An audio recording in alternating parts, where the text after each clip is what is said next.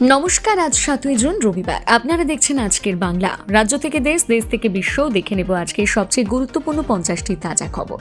তার আগে আপনি যদি আমাদের চ্যানেলে নতুন হয়ে থাকেন তাহলে অবশ্যই ভিডিওটিকে লাইক, কমেন্ট এবং চ্যানেলটিকে সাবস্ক্রাইব করে আমাদের পাশে থাকুন। খবরের শুরুতে এক নজরে দেখে নেওয়া যাক আজকের শিরোনাম। এবার অনুব্রতর বিরুদ্ধে এফআইআর, বোমা বন্দুক নিয়ে ইট ভাটা লুটের অভিযোগ। বাংলাদেশের সবচেয়ে উঁচু রামমূর্তি বুলডোজার দিয়ে গুড়িয়ে দেওয়ার হুঁশিয়ারি মৌলবাদীদের। বারাসাতে ফের বিজেপির গোষ্ঠীর সংঘর্ষ আক্রান্ত প্রাক্তন জেলা সভাপতি, নামল কেন্দ্রীয় বাহিনী।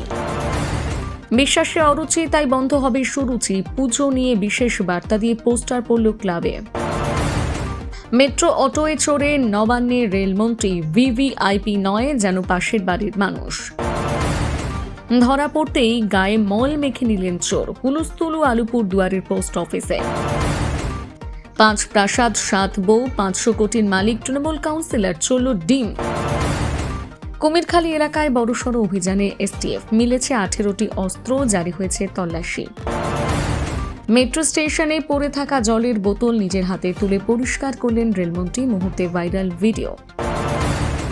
1 2 3 4 মাত্র শওকতের গ্রেপ্তারের আনন্দে এনআইএ অফিসের বাইরে বাজল ডিজে, চোর চোর স্লোগানে বিক্ষোভ। সরকার বদল হয়েছে আর নেই অসহযোগিতাও। বাংলায় ১ লক্ষ কোটি লগ্নির আশ্বাস রেলমন্ত্রী, ছুটবে শিলিগুড়ির দিল্লি বুলেট ট্রেন। আবাসের বাড়ি দেওয়ার নামে কয়েক লক্ষ টাকা কাটমানি নেওয়ার অভিযোগ, বরণ যায় তৃণমূলের ৪ জন গ্রেপ্তার। পুরো বোর্ড টিকলে পরবর্তী মেয়রকে, রবিতে তৃণমূল ভবনে বৈঠক ডাকলেন মমতা। আগামী সপ্তাহে সংসদে অপারেশন লোটাস, মমতার নির্দেশে হঠাৎ দিল্লিতে অভিষেক। চাপে পড়ে তোলা তুলেছি দুর্গা মন্দিরের কিস্তিতে, কাটমানি সুদ দিচ্ছে তৃণমূল কাউন্সিলর, প্রথম দফায় ১ লাখ। এবার বালতি চুরির অভিযোগে গ্রেপ্তার তৃণমূলের ২ নেতা, শ্রীরামপুরে সেই চোর চোর স্লোগান। শওকত মোল্লাকে নিয়ে কোর্টে এনআইএ, চোর চোর স্লোগান তুলে বিক্ষোভ, উড়ে এলো বোতল। আবাস প্রকল্পে সেলফ সার্ভে চালু রাজ্যে, প্রকৃত উপভোক্তা চিহ্নিতকরণে ত্রিস্তরীয় যাচাইয়ের নির্দেশ রাজ্য সরকারের। কারা সই করেছেন, কাদের নাম ব্লক লেটারে। কালীঘাটের ২ বৈঠকে নথি প্রকাশ করলেন শোভন দেব, কটাক্ষ ঋতুব্রতদের। তৃণমূল সরকারের বিরুদ্ধে গান বেঁধে খুনের হুমকি, সঙ্গীত শিল্পীর অভিযোগে উদয়ন গুহের বিরুদ্ধে এফআইআর। সন্দেশখালীর পুকুর থেকে উদ্ধার অস্ত্র, শাহজাহান ঘনিষ্ঠ তৃণমূল নেতার বাড়িতে হানায় পাকড়াও ৪, ফেরার ১। রাজ্যের সব সরকারি অফিসে বসবে স্মার্ট মিটার, ৩ সপ্তাহের মধ্যে কাজ শেষের নির্দেশ। সিএএ বিরোধী আন্দোলনে সরকারি সম্পত্তি ধ্বংস করেন কারা, পুরনো সব অভিযোগের তদন্তের নির্দেশ শুভেন্দু। শওকত মোল্লাই মূল ষড়যন্ত্রকারী, ভাঙড় বোমা বিস্ফোরণ কাণ্ড নিয়ে লিখিত বিবৃতিতে দাবি এনআইএর। পদে পদে বাধা দিতে আগের সরকার, চিংড়িঘাটায় মেট্রোর কাজ দেখে তৃণমূলকে তোপ রেলমন্ত্রী বৈষ্ণবের। ৮ তারিখ বড় ঘটনা দিল্লিতে, দেব রচনা ইউসুফকে নিয়ে বাড়ছে জল্পনা, তালিকায় আর কে কে। শিলিগুড়ি থেকে ছুটবে বুলেট ট্রেন, বাংলায় এসে বড় ঘোষণা রেলমন্ত্রীর। কুকুরে কামড়ানো গরুর দুধ দিয়ে নারায়ণ পুজোর সিন্নি, জলাতঙ্কের আতঙ্কে হাসপাতালে ছুটলেন গ্রামবাসীরা। তারপর কয়েক মিনিটের ঝড়ে লণ্ডভণ্ড উলুবেড়িয়ার একাংশ, বিদ্যুতের খুঁটি গাছ উপড়ে বিপর্যস্ত জনজীবন। বারবার একই ভুলের সঙ্গে নেই, দল নিয়ে বড় কথা কুণাল ঘোষের, কিসের ইঙ্গিত। গায়ে গামছা জড়ানো তৃণমূল নেতাকে টানতে টানতে পুলিশের কাছে নিয়ে গেল জনতা, উঠল চোর স্লোগান। ৬ ঘন্টায় জুড়বে শিলিগুড়ি দিল্লি, আরও একগুচ্ছ সুবিধা পাবে বাংলা, ঘোষণা রেলমন্ত্রীর। বনগাঁ মামলায় চাপে মিমি, আদালতে হাজিরা নিয়ে বিস্ফোরক দাবি তনয় শাস্ত্রী। এনআইআর জালে ত্রাস শওকত মোল্লা, ভাঙড়ে আবির খেলে অকাল হলি, নিজে হাতে মিষ্টি বিলোলেন আরাবুল। ১৯ সিএএ বিরোধী হিংসার তদন্তে বিশেষ সেল নবান্নর, অফিস ভবানীপুরে, ক্ষতিপূরণ আদায় করা মুখ্যমন্ত্রী। লক্ষ্মীর ছেলের পর এবার পুরুষ অন্নপূর্ণা, নদিয়ার বৃদ্ধের অ্যাকাউন্টে ঢুকল মহিলাদের প্রকল্পের টাকা। ভুল বদলে যাবে কলকাতার, আসছে 7টি এনএক্সটি জেনারেশন মেট্রো। আজই চিংড়িঘাটা মেট্রো পরিদর্শনে মুখ্যমন্ত্রী, নবান্নে রেলমন্ত্রীর পাশে দাঁড়িয়ে বড় ঘোষণা শুভেন্দু অধিকারীর। বিজেপি ছাড়তে আন্নামালাই ম্যাজিকে কাঁপছে তামিলনাড়ু, ২৪ ঘন্টার নতুন মঞ্চে সামিল ১৪ লক্ষ মানুষ। গুলি চালানোর নির্দেশ দিয়েছিলেন অস্ত্র মামলায় আদালতে আত্মসমর্পণ খান স্যারের। ককরোচ মন্তব্যে লন্ডনে বিক্ষোভের মুখে ভারতের প্রধান বিচারপতি, তীব্র নিন্দা ভারতের।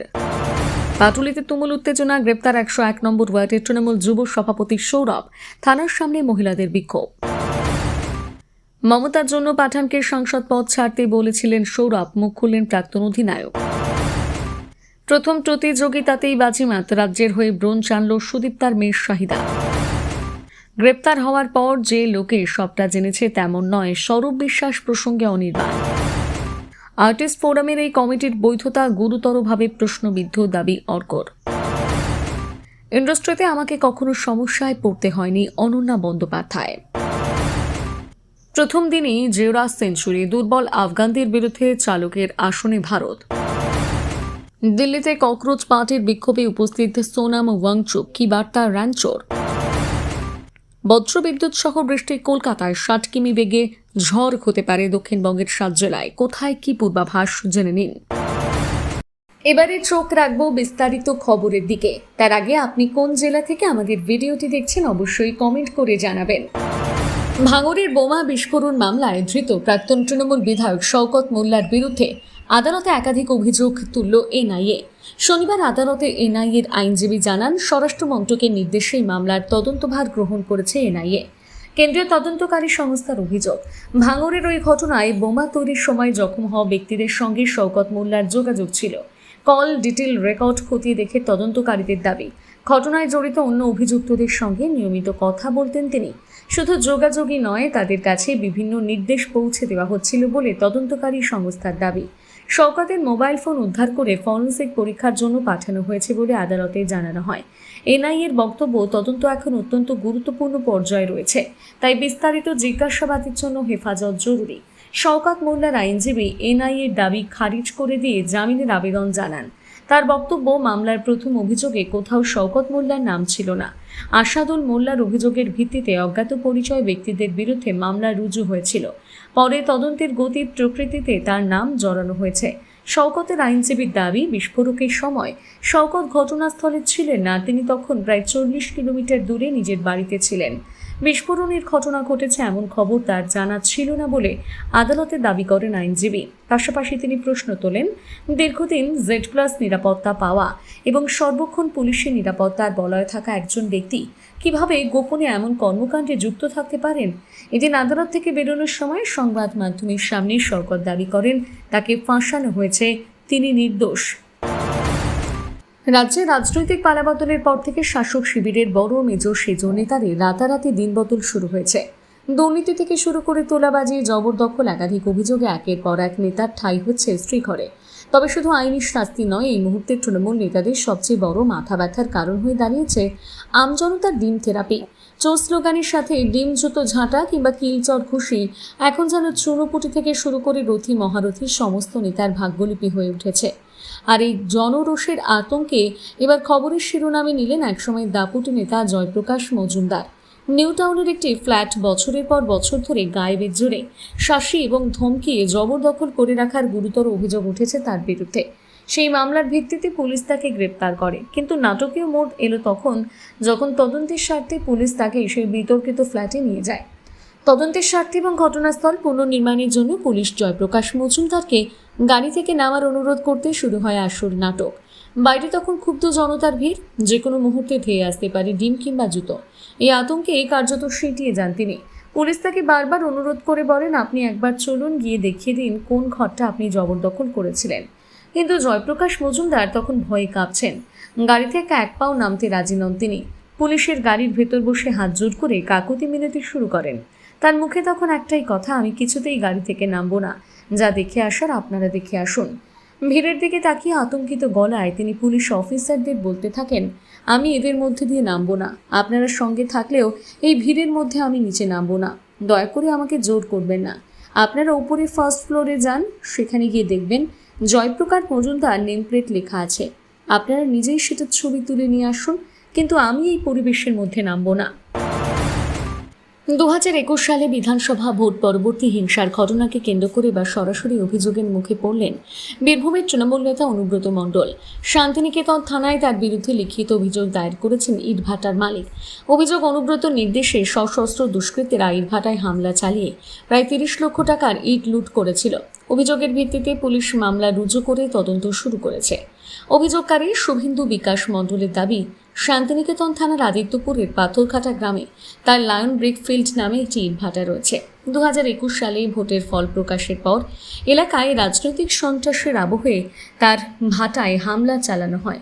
অভিযোগ, কঙ্কালীতলা গ্রাম পঞ্চায়েতের তৎকালীন উপপ্রধান মোহাম্মদ ওহিউদ্দিন ওরফে মামুন শেখের নেতৃত্বে প্রায় 100টি ট্রাক্টর এবং বিপুল সংখ্যক লোকজন ভাটায় চড়াও হয়।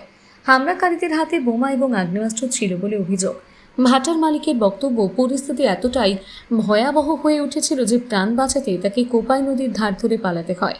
কর্মীরা আতঙ্কে ভাটা ছেড়ে চলে যান। এরপর প্রায় 3 লক্ষ ইট লুট করা হয়, যার বর্তমান বাজার মূল্য 30 লক্ষ টাকা বলে দাবি তার। শুভেন্দুবাবুর অভিযোগ, সেই সময় তিনি থানায় অভিযোগ জানাতে গেলে পুলিশ তা গ্রহণ করেনি। পরে তৎকালীন জেলা শাসক ও পুলিশ সুপারের কাছে লিখিত অভিযোগ করেছিলেন, কিন্তু কোনো পদক্ষেপ হয়নি বলে তার দাবি। রাজ্যে সরকার পরিবর্তনের পর নতুন প্রশাসনের পক্ষ থেকে ভোট পরবর্তী হিংসার সমস্ত অভিযোগ গ্রহণ ও তদন্তের নির্দেশ জারি হওয়ার পর ফের ন্যায় বিচারের আশায় থানার দ্বারস্থ হন তিনি। এবার সরাসরি অনুব্রত মণ্ডল, মামুন শেখ সহ মোট 13 জনের বিরুদ্ধে অভিযোগ দায়ের করা হয়েছে।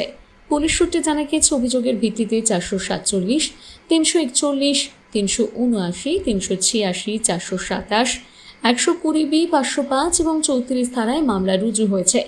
তদন্ত শুরু করেছে শান্তিনিকেতন থানার পুলিশ। শুভেন্দু বিকাশ মণ্ডলের দাবি, স্থানীয় পার্টি অফিস তৈরির সময় ইট দিয়েছিলাম, তারপরও নিয়মিত টাকা চাওয়া হতো। তোলা দিতে না পারায় ভোটের পর আমার ব্যবসাকে লক্ষ্য করে হামলা চালানো হয়। বন্দুক ও বোমা নিয়ে এসে 30 লক্ষ টাকার ইট লুট করা হয়েছিল। সেদিন প্রাণ নিয়ে পালাতে না পারলে হয়তো বাঁচতাম না। তার আরও অভিযোগ, বিজেপির সমর্থক হওয়ার কারণে তাকে টার্গেট করা হয়েছিল। তবে এই অভিযোগ প্রসঙ্গে অনুব্রত মণ্ডল কোনো প্রতিক্রিয়া দিতে চাননি। রাজনৈতিক মহলে এই ঘটনাকে তাৎপর্যপূর্ণ বলে মনে করা হচ্ছে, কারণ 2021 সালের ভোট পরবর্তী হিংসা নিয়ে বহু অভিযোগ সামনে এলেও বীরভূমে অনুব্রত মণ্ডলের বিরুদ্ধে সরাসরি এমন লিখিত অভিযোগ দায়েরের ঘটনা এই প্রথম বলে দাবি স্থানীয় সূত্রের। তদন্ত কোন দিকে এগোয় এখন সেদিকে নজর রাজনৈতিক মহলের। রাজ্যে ক্ষমতার হাতবদল হওয়ার পর থেকে একের পর এক তৃণমূল নেতার স্ত্রীঘরে ঠাঁই হওয়া এখন নিত্যদিনের ঘটনা হয়ে দাঁড়িয়েছে। এনআইএর জালে শওকত মোল্লা ধরা পড়ার পর থেকে দক্ষিণ 24 পরগনার রাজনৈতিক সমীকরণ ওলটপালট হতে শুরু করেছে। এই আবহে শনিবার সকালে বিজেপির হেভিওয়েট নেতা তথা রাজ্যের মন্ত্রী দিলীপ ঘোষ সুর চড়ালেন। শওকতের গ্রেপ্তারিকে স্বাগত জানিয়ে তিনি দাবি করেন, রাজ্যে ঠগ বাজতেই গা উজাড় হওয়ার পরিস্থিতি তৈরি হয়েছে এবং অবিলম্বে অন্তত 1,500 নেতাকে গ্রেপ্তার করা উচিত। সকালে সাংবাদিকদের মুখোমুখি হয়ে নিজের চেনা মেজাজে ধরা দেন দিলীপ ঘোষ। শওকত মোল্লার গ্রেপ্তারি প্রসঙ্গে প্রশ্ন করা হলে তিনি স্বভাবসিদ্ধ ভঙ্গিতে কটাক্ষ করে বলেন, এই তো সবে শুরু হলো, এবার শুধু দিন গুনতে থাকুন। অবস্থা যা দাঁড়িয়েছে তাতে ঠগ বাজতেই গা উজাড় হয়ে যাবে। দিলীপ ঘোষের দাবি, রাজ্যের তৃণমূলের একটা বিরাট অংশের নেতা স্রেফ লুটের সাম্রাজ্য চালিয়েছেন এবং তাদের প্রত্যেকের জায়গা হওয়া উচিত জেলখানায়। তিনি স্পষ্ট ভাষায় বলেন, রাজ্যের অন্তত 1,500 লোককে ইমিডিয়েট গ্রেপ্তার করা উচিত। এরা প্রত্যেকে অপরাধী, প্রত্যেকে লুটেরা। এদের বিরুদ্ধে মানুষের মনে পুঞ্জীভূত ক্ষোভ রয়েছে। নবান্নে রেলমন্ত্রী মুখ্যমন্ত্রীর বৈঠক। সেই বৈঠক থেকে বাংলার জন্য একাধিক ঘোষণা রেলমন্ত্রী অশ্বিনী বৈষ্ণবের। শনিবার মুখ্যমন্ত্রী শুভেন্দু অধিকারীর সঙ্গে নবান্নে বৈঠক রেলমন্ত্রীর। তার আগে সাংবাদিক বৈঠক করেন তারা। সেখানে রেলমন্ত্রী জানান, আগে সরকার রেলের কাজে অনুমতি দিত না, উল্টে কিছু কিছু কাজের জন্য আদালতে চলে যেত। এই প্রসঙ্গে চিংড়িঘাটা মেট্রোর কাজের কথা বলেন রেলমন্ত্রী। তবে এবার শুভেন্দু অধিকারীর নেতৃত্বে বাংলায় ইতিহাস তৈরি হয়েছে, রেলেও আসবে গতি, সে কথাও জানান তিনি। নবান্নের সাংবাদিক বৈঠকে রেলমন্ত্রী বলেন, এবার পশ্চিমবঙ্গে বুলেট ট্রেনের সংকল্প নিয়েছেন মোদিজি। দিল্লি, লখনৌ, বারাণসী, পাটনা হয়ে শিলিগুড়িতে কানেক্ট করবে। দিল্লি থেকে শিলিগুড়ি 6 ঘন্টায় পৌঁছে যাবে বুলেট ট্রেনে বসে। খুব দ্রুত কাজ করা হবে। এদিন রেলমন্ত্রী ঘোষণা করেন, 538টি ফ্লাইওভার ও আন্ডারপাস করবে রেল। আন্ডারপাসের জন্য 40টির বেশি এনওসি রেলকে। 102টি অমৃত ভারত স্টেশন হবে। গোপীবল্লভপুর নয়গ্রাম রেল নেটওয়ার্ক হবে। রাজ্যে রেলে 1 লক্ষ কোটি টাকার বেশি কাজ হবে। আগামী 5 বছরে কলকাতা মেট্রোর জন্য 7টি নিউ জেনারেশন ট্রেনের সূচনা করা হবে। বিজেপি বাংলায় ক্ষমতায় আসার 1 মাসের মধ্যে 40টির বেশি আটকে থাকা রেল প্রকল্পের জন্য নো অবজেকশন সার্টিফিকেট দিয়ে রাজ্য সরকার। রেলমন্ত্রী জানান, বন্দে ভারত স্লিপার সবার আগে চালু হয়েছে পশ্চিমবঙ্গে। এখন বাংলায় 9টি বন্দে ভারত এক্সপ্রেস চলে, একটি স্লিপার রয়েছে তালিকায়। অমৃত ভারত ট্রেন প্রথম পশ্চিমবঙ্গে চালু হয়েছে। প্রধানমন্ত্রী নরেন্দ্র মোদী বাংলার উন্নয়নে সবসময় প্রস্তুত। আগামী দিনে বাংলায় আরও অনেক ভালো কাজ হবে বলে আশ্বস্ত করেন রেলমন্ত্রী।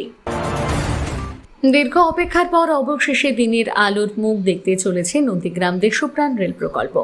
কেন্দ্রীয় ইউপিএ সরকারের জোট থেকে তৃণমূল বেরিয়ে আসার পর নন্দীগ্রাম রেল প্রকল্প রূপায়ণের কাজ বন্ধ হয়ে গিয়েছিল। তবে এবার নতুন করে এই প্রকল্পটি প্রাণ ফিরে পাচ্ছে। দেশপ্রাণ নন্দীগ্রাম রেল প্রকল্পের জন্য পুনরায় কেন্দ্র রাজ্যের অনুমোদন মিলেছে। শীঘ্রই কাজ শুরু হবে বলে আশাবাদী দক্ষিণ পূর্ব রেল। কেন্দ্রের ইউপিএ সরকারের রেলমন্ত্রী থাকাকালীন মমতার উদ্যোগে দেশপ্রাণ নন্দীগ্রাম রেল প্রকল্পটির সূচনা হয়। এই লাইনটি যুক্ত হচ্ছে দীঘা তমলুক রেল লাইনে দেশপ্রাণ স্টেশনের কাছে। প্রকল্পের জন্য জমি অধিগ্রহণ থেকে লাইনের জায়গায় মাটি ভরাট, একাধিক ওভারব্রিজ এবং নন্দীগ্রাম স্টেশনের কাজ অনেকটাই এগিয়ে যায়। কিন্তু মাঝপথে মমতা ইউপিএ ছেড়ে বেরিয়ে আসার পর এই প্রকল্পটিকে ক্রমেই ঠান্ডা ঘরে পাঠিয়ে দেওয়া হয়। একটা সময় প্রকল্পটিকে সম্পূর্ণ স্থগিত করে দেওয়া হয়। স্থানীয় মানুষরা আশা প্রায় ছেড়েই দিয়েছিলেন। দেশপ্রাণ থেকে নন্দীগ্রাম পর্যন্ত প্রায় 18.5 কিলোমিটার রেল লাইন সম্প্রসারণের প্রকল্পটি দীর্ঘদিন ধরে জমি জটের কারণে থমকে রয়েছে। জমি অধিগ্রহণের সমস্যা এবং রাজ্য প্রশাসনের তরফে সবুজ সংকেত না মেলায় বরাদ্দ থাকার পর রেললাইন পাতার মূল কাজ শুরু করা সম্ভব হয়নি। শনিবার কেন্দ্রীয় রেলমন্ত্রীর সঙ্গে গুরুত্বপূর্ণ বৈঠকের পর মুখ্যমন্ত্রী শুভেন্দু অধিকারী স্পষ্ট জানালেন, 40 এনওসি সাবওয়ে 7 প্রজেক্ট যা বোর্ড জমি চেয়েছিল সেটা দেওয়া হচ্ছে। বিএসএফকে সীমান্ত সুরক্ষার জন্য দিয়েছি রেলের মেজর মিশন, আমরা জমি দিচ্ছি। উত্তর থেকে দক্ষিণ জঙ্গলমহল নন্দীগ্রামে জমি দেওয়া হচ্ছে। নদিয়া, মুর্শিদাবাদ, লালগড়, হিলি, সুন্দরবন যা রেল মানচিত্রের বাইরে আছে তা দেওয়া হবে। কেউ কেউ বলছেন মানুষ ডিম খাচ্ছে কম, ছুটছে বেশি। চারপাশে তাকালে যে দৃশ্য দেখা যাচ্ছে তাতে এমনটাই মনে করছেন অনেকে। বাজারে খোঁজ নিতে গেলে ক্রেতা বিক্রেতারাও এই কথা বলছেন। শুধু তাই নয়, ডিমের দাম যে বাড়ছে সে কথা স্বীকার করে নিচ্ছে বিক্রেতারা। কারণটা কি? সোনারপুর হোক বা কাটোয়া অথবা বীরভূমের দিকে এই রাজ্যে দুর্নীতিগ্রস্ত তৃণমূল নেতাদের দেখলে ডিম ছুরি মারছেন সাধারণ মানুষ। আর এতে সিঁদুরে মেঘ দেখছেন এই রাজ্যের ডিম ব্যবসায়ীরা। এমনিতেই গ্রীষ্মকালে উৎপাদন কম থাকায় ডিমের দাম বৃদ্ধি পেয়েছে। তার উপর এভাবে ডিমের চাহিদা উত্তরোত্তর বাড়তে থাকলে তা যে আরও কিছু বাড়বে তেমন আশঙ্কা প্রকাশ করেছেন ব্যবসায়ীরা। বিক্রেতাদের প্রশ্ন করে জানা গেল, পাইকারি বাজারে এখন ডিমের দাম ক্রেট প্রতি 190 টাকা এবং পেটি প্রতি 1300 টাকা। তারা বলছেন, গরমে উৎপাদন কম থাকে, অনেক ডিম পচে নষ্ট হয়ে যায়, তাই ডিমের বাজারে দাম বাড়ছে। বাজারে ক্রেতা বিক্রেতারা এমনটাও দাবি করলেন যে পচা ডিমের চাহিদা বেড়েছে অনেক বাজারে। আগে যে পচা ডিম পরে নষ্ট হতো সেগুলো এখনও কিনতে আসছেন কেউ কেউ। তবে ডিম ছোড়ার ট্রেন্ড তৈরি হওয়ার পর যে ডিমের দাম বাড়ছে এ কথা মানতেই নারাজ ডিম ব্যবসায়ীরা। কয়েকদিন আগে রাজ্যের মন্ত্রী দিলীপ ঘোষ বলেন, সাধারণ লোক ডিম পাচ্ছেন না, ভালো ব্যবস্থা বের করেছেন। গত কয়েক সপ্তাহে দেশের সবচেয়ে চর্চিত বিষয় ককরোচ জনতা পার্টি। শনিবার দিল্লির যন্তর মন্তরে শুরু হয়েছে তাদের বিক্ষোভ কর্মসূচি। ককরোচ পার্টির বিক্ষোভে উপস্থিত হয়েছেন সমাজকর্মী সোনাম ওয়াংচুক। তার বার্তা, আমি প্রতিবাদ পছন্দ করি না, কিন্তু ন্যায় বিচারের জন্য আমাদের তা করতে হবে। একই সঙ্গে প্রতিবাদ কর্মসূচির অনুমতি দেওয়ার জন্য তিনি কেন্দ্রীয় সরকারকে প্রশংসায় ভরিয়ে দিয়েছেন। এদিন সোনাম বলেন, দেশের শিক্ষা ব্যবস্থায় মৌলিক পরিবর্তন প্রয়োজন। রাজনীতিবিদ ও আমলাদের সন্তানদের সরকারি স্কুলে পড়াশুনো করা উচিত। এর মাধ্যমে দেশের শিক্ষা ব্যবস্থায় অর্থবহ সংস্কার আসবে। বিক্ষোভে অংশগ্রহণকারীদের অনেকে সোনামকে শিক্ষামন্ত্রী হওয়ার আহ্বান জানান। সেই প্রসঙ্গে রাঞ্চো বলেন, আমার রাজনীতিতে আসার কোনো ইচ্ছে নেই, আমি চাই তরুণরা দায়িত্ব নিক। সব মিলিয়ে 5টি দাবি করেছে ককরোচ জনতা পার্টি। ধর্মেন্দ্র প্রধানের ইস্তফা ছাড়াও তাদের দাবি, গোটা শিক্ষা ব্যবস্থার ডিজিটালাইজেশন, মণিপুরের স্বাভাবিক শিক্ষা ব্যবস্থা চালু করা, শিক্ষার্থীদের মানসিক স্বাস্থ্যে নজর দেওয়া এবং সব প্রতিযোগিতামূলক পরীক্ষায় স্বচ্ছতা, দায়বদ্ধতা। এদিন খানিক অপ্রত্যাশিতভাবে সিজেপির বিক্ষোভের অনুমতি দেয় দিল্লি পুলিশ। শুধু অনুমতি দেওয়া নয়, কোনো রকমভাবে কোনো অশান্তির পরিবেশ যাতে তৈরি না হয় সেটা নিশ্চিত করতে কড়া নিরাপত্তা ব্যবস্থা গ্রহণ করে। অভিজিৎ দীপকে গ্রেপ্তার করা তো দূর উঠতে স্বরাষ্ট্র মন্ত্রকের নিয়ন্ত্রণাধীন দিল্লি পুলিশ তাকে বিশেষ নিরাপত্তা দিয়েছে। কোচিং সেন্টারে গুলিকাণ্ডে এফআইআর দায়ের হয়েছিল আগেই। অভিযোগ ছিল নিরাপত্তা রক্ষীদের গুলি চালানোর নির্দেশ দিয়েছিলেন শিক্ষক তথা ইউটিউবার ফয়জল খান ওরফে খান স্যার। এই ঘটনায় শনিবার পাটনা সিভিল কোর্টে আত্মসমর্পণ করলেন তিনি। খান স্যারের উকিলের তরফে জানানো হয়েছে নিরাপত্তা রক্ষীদের সঙ্গে তিনি আদালতে গিয়েছেন। গোটা ঘটনার সূত্রপাত গত 2রা জুন পাটনার মুসল্লাহপুর হাট এলাকায় খান স্যারের কোচিং সেন্টারের বাইরে ব্যাপক সংঘর্ষের ঘটনা ঘটে। অভিযোগ, অশান্তির সময় সেখানে গুলি চলে এবং আহত হন নিরাপত্তারক্ষী। বিষয়টি সামনে আসতে শয়ে শয়ে পড়ুয়া রাস্তায় নেমে বিক্ষোভ দেখাতে থাকে। পরিস্থিতি নিয়ন্ত্রণে আনতে বিপুল সংখ্যায় পুলিশ মোতায়েন করা হয়। শুরুতে খান স্যারের দাবি ছিল তার কোচিং সেন্টারে হামলার নেপথ্যে রয়েছেন প্রতিদ্বন্দ্বী কোচিং সেন্টারগুলো। যেহেতু তিনি কম খরচে ছাত্র পড়ান, তাই কোচিং মাফিয়ারা তার সেন্টার বন্ধ করতে চায়। ঘটনার তদন্তে নেমে কয়েকজন নিরাপত্তারক্ষীকে জিজ্ঞাসাবাদ করে পুলিশ। তারা জানায়, খান স্যারের নির্দেশে সংঘর্ষের সময় তাদের পক্ষ থেকে গুলি চালানো হয়েছে। এই গুলিকাণ্ডে খান স্যারের ভূমিকা খতিয়ে দেখছে পুলিশ। মামলার তদন্তে নেমে 5ই জুন খান স্যারের বিরুদ্ধে এফআইআর দায়ের করা হয়। পুলিশ জানায়, এই ঘটনায় খান স্যারের ভূমিকা খতিয়ে দেখা হচ্ছে। প্রয়োজনে তাকে গ্রেপ্তার করা হতে পারে। এই পরিস্থিতির মধ্যে শনিবার নিরাপত্তার বেষ্টনীতে আদালতে উপস্থিত হন শিক্ষক। শোনা যাচ্ছে আদালতে আত্মসমর্পণ করছেন, যদিও তার আইনজীবীরা দাবি করেছেন আগাম জামিনের আবেদন জানিয়েছেন খান স্যার। উল্লেখ্য, পাটনার কোচিং ইনস্টিটিউটগুলোর মধ্যে এই সংঘাত বহুদিনের। ঘটনার তদন্তে নেমে দ্বিতীয় ইনস্টিটিউটের পরিচালক রোশন আনন্দ এবং তার 2 সহযোগীকে গ্রেপ্তার করা হয়েছে। খান স্যারের 2জন গৃহরক্ষীকেও গ্রেপ্তার করা হয়েছে। ফলে সংঘর্ষের মোট গ্রেপ্তারির সংখ্যা 5 জন। তীব্র দাবদাহে জ্বলতে থাকা ভারতের বিভিন্ন প্রান্তের জন্য অবশেষে এলো বহু প্রতীক্ষিত সুখবর। সমস্ত আশঙ্কা ও এল নিনোর ভ্রুকুটিকে একপাশে সরিয়ে রেখে ভারতের মূল ভূখণ্ডে সরকারিভাবে পা রাখল দক্ষিণ পশ্চিম মৌসুমি বায়ু। বৃহস্পতিবার মৌসুম ভবনের পক্ষ থেকে নিশ্চিত করা হয়েছে যে কেরলে বর্ষা ঢুকে গেছে। দেশের কৃষিভিত্তিক অর্থনীতির লাইফলাইন বা জীবনরেখা বলে পরিচিত মৌসুমি বায়ুর আগমনে দেশজুড়ে খুশির হাওয়া। তবে দক্ষিণের রাজ্য কেরলে পা রাখতে নিজের রুদ্র রূপ দেখাতে শুরু করেছে বর্ষা। আবহাওয়া দপ্তর ইতিমধ্যে কেরলে আগামী শনিবার 6 জুনের জন্য ভারী থেকে অতি ভারী বৃষ্টির সতর্কতা জারি করেছে। ভৌগোলিক দিক থেকে কেরলকে বলা হয় বর্ষার প্রবেশদ্বার বা মনসুন গেটওয়ে। ভারত মহাসাগর থেকে ধেয়ে আসা আর্দ্রতা ও জলীয় বাষ্পে ঠাসা বাতাস সরাসরি প্রথম ধাক্কা মারে কেরলের দক্ষিণ পশ্চিম উপকূলে। আর এর মাধ্যমে শুরু হয় জুন থেকে সেপ্টেম্বর মাসের 4 মাস ব্যাপী বর্ষাকাল।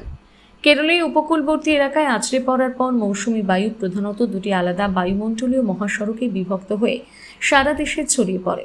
আরব সাগরীয় শাখাটি ভারতের পশ্চিম উপকূল বরাবর ওপরের দিকে উঠে মধ্য ভারতের রাজ্যগুলোতে বৃষ্টিপাত ঘটায়। বঙ্গোপসাগরীয় শাখাটি পূর্ব দিকে ঘুরে গিয়ে বঙ্গোপসাগর থেকে প্রচুর জলীয় বাষ্প সংগ্রহ করে ভারতের পূর্ব, উত্তর পূর্ব এবং উত্তরের সমভূমি অঞ্চলকে ভিজিয়ে দেয়। আবহাওয়াবিদদের মতে কেরল থেকে শুরু করে ভারতের বিভিন্ন প্রান্তকে বৃষ্টির চাদরে মুড়ে ফেলতে এবং জোড়া বায়ু প্রবাহের সাধারণত 30 থেকে 45 দিন পর্যন্ত সময় লেগে যায়। মৌসুম ভবনের কারেন্ট ম্যাপ এখন কোথায় দাঁড়িয়ে বর্ষা?